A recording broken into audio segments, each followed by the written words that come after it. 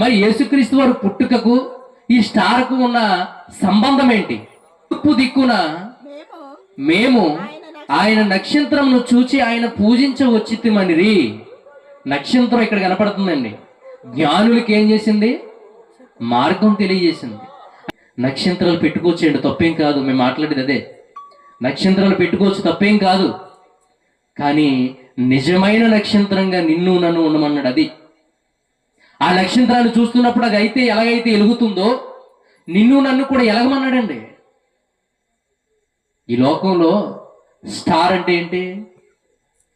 Cinema ఫీల్డ్కి వెళ్తే బాగా అర్థమవుతుంది. ఏ స్టార్ అది? సూపర్ స్టార్ ఉంటుందండి. ఎస్, సూపర్ స్టార్ అంట. ఇంకో స్టార్ ఏంటి? మెగా స్టార్ అంట. ఇంకో స్టార్ ఏంటి? రెబల్ స్టార్ అంట. ఇంకా స్టార్లు చాలా ఉన్నాయి. కానీ రియల్ స్టార్, గాడ్ స్టార్ ఒకటి ఉందండి. ఈ మెగా స్టార్ అయినా, సూపర్ స్టార్ అయినా, రెబల్ స్టార్ అయినా, ఏ స్టార్ అయినా డమ్మీ స్టార్లు కొన్ని రోజులు వెలిగి ఆరిపోతాయి. కానీ రియల్ స్టార్, గాడ్ స్టార్ ఒకటి ఉంది. చూద్దాం అన్నమాట.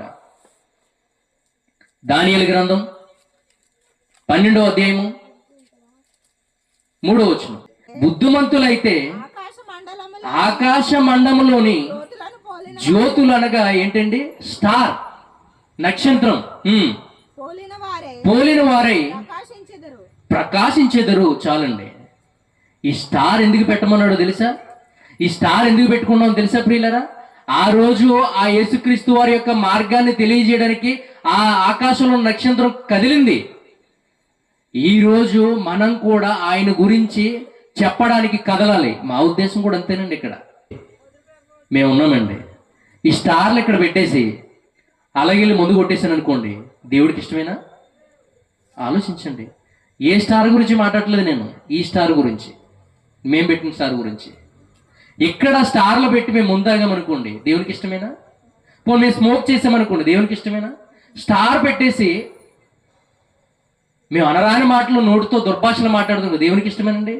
నువ్వెంత పెద్ద స్టార్ మనం పెట్టినా కానీ మనం ఎలగకపోతే, మనం స్టార్ ఉండకపోతే ఎంత పెద్ద స్టార్ అయినా దేవునికి కనిపించదండి. మనం పెడుతున్న స్టార్ మనుషులకే కనపడుతుంది. నిజంగా నువ్వు ఒక స్టార్ అవుతే, నువ్వు ఒక నక్షత్రంగా ఎలగలిగితే దేవుడు సంతోషిస్తాడండి. నువ్వు స్టార్గా ఎలగకపోతే దేవునికి సంతోషం లేదు.